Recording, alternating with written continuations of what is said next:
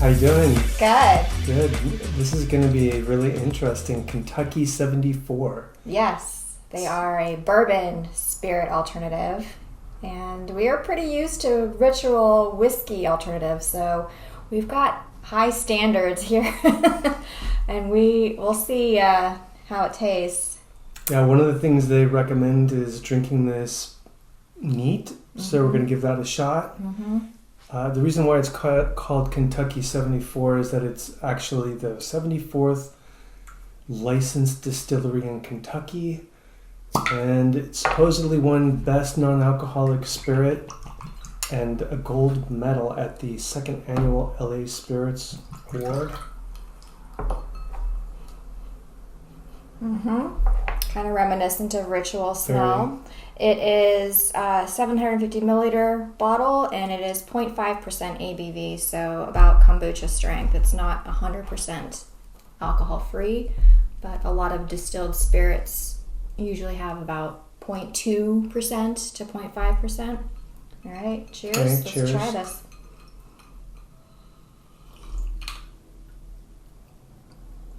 Whoa. Initially, it kind of tastes like ritual, and then it goes really bitter. Mm-hmm. Yeah. It's still working around my mouth right now. It is bitter, like a lemon peel-ish bitter. Yeah, it's supposed to have notes of caramel and vanilla, which I can see that, but then it just gets overwhelmed by that, whatever that last bit is. It doesn't have quite the same amount of burn as ritual, but there is some heat. Yeah, I can taste the caramel now that you say that. Yeah. Like afterwards. It's sweet. I wonder how much sugar this 1 gram for 2 fluid ounces. Not as sweet as Pathfinder, but Yeah. sweet. I like it. I wouldn't sip it on its own. It definitely needs to be mixed into something. Yeah, the water's kind of helping dilute it a little bit and take the edge off. Yeah. Yeah, it's super hitting the back of my palate with that bitterness. So I'm gonna make a whiskey sour, and we'll see how this goes. So I've got my lemon juice and do some of the Pathfinder, or excuse me, the Kentucky 74. Gonna do some of the Kentucky 74. Mm-hmm.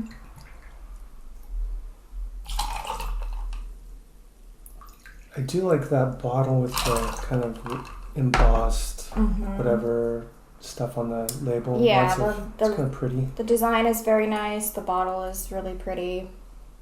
Easy to hold and open. And then I'm going to use honey syrup. You can use a simple syrup or honey syrup. That'll help with the bitterness right there. I may have too much in here, but we'll see. Okay.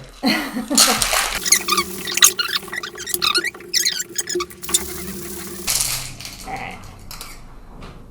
So the whiskey sour is a pretty classic drink. This is also something you'd use in an old-fashioned Manhattan, maybe a hot toddy. And that is a much foamier. That's right. There we go. Looks nice. And then we do orange, and they said cocktail cherry. Why not? Oops. And this is not your average maraschino cherry. This is one of your special cherries. No, this one is just the maraschino. Okay. I ran out of the special ones. I'll have to go get Those more. are good. I know, those are good. Oh, that looks pretty though. Cheers. Cheers. Like that foam. That's really nice. That is much better. I don't get that bitterness on the back. Yeah, the honey syrup is very present, and the lemon is nice. I still taste that flavor though. What other ingredients did they use? Well, to make this? One of the things that's interesting about this is how strong the oak is in the distillation process. So It might be the oak that we're getting because they really use a lot of oak. You're right. Now that you say that, Yeah. I can taste it. So they use a pretty complex reverse distillation process since they are creating an actual bourbon and then extracting the ethanol to give like a really authentic bourbon. I don't know. When I drink this it doesn't remind me of bourbon. It doesn't remind you of bourbon, but does this have that? This is certainly worthy as a drink. I'd take this as a whiskey sour. Mm-hmm. No problem. I would too. This is a really nice cocktail. Yeah. Yeah. They go through this process where they do a thermal extraction, where they modulate the heat and pressure in the still to imitate the barrel aging process seen in traditional spirits that usually takes multiple years, but they're doing it in hours. And then from there they do the reverse distillation and some blending. Mm-hmm. So a lot of work went into this spirit. And they are trying to capture as much of the original bourbon flavor from the process, from the traditional process. And I appreciate it for what it is. Yeah. I don't know that... Take it over Ritual? It would... I mean, it's right there with Ritual as something different. But... You can drink Ritual straight. No, you can't. No, you can't? Okay. I mean, neat. I don't drink it neat. It doesn't have that bitter quality, though, on the back end. It doesn't... I don't recall the bitter quality in I would Ritual. say it's spicier, but this has the more bitter notes that I enjoy, and I think it works well when you blend it with sugar or citrus. Really, it does work nicely as a blended cocktail. When you go to their website, all the ratings are like, it's like 4.8.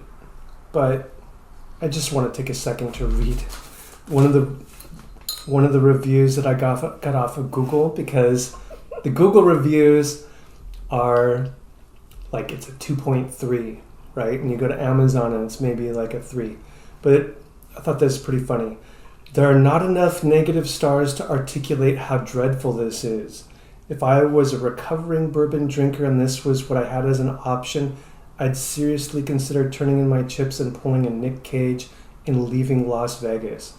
So that's pretty funny. But this, I like this, at least as a whiskey sour. Yeah, I would definitely want to play around with it a little bit more and see what other drinks, like the old fashioned is probably the most simple drink out of all of them. So that would be a good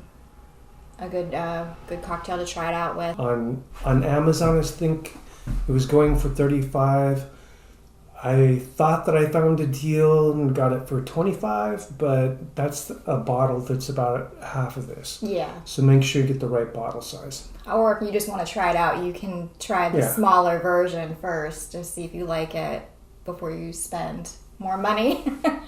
So I like that they offer 2 different sizes. That's helpful. Yeah. Yeah. That was good. That was awesome. Mm-hmm.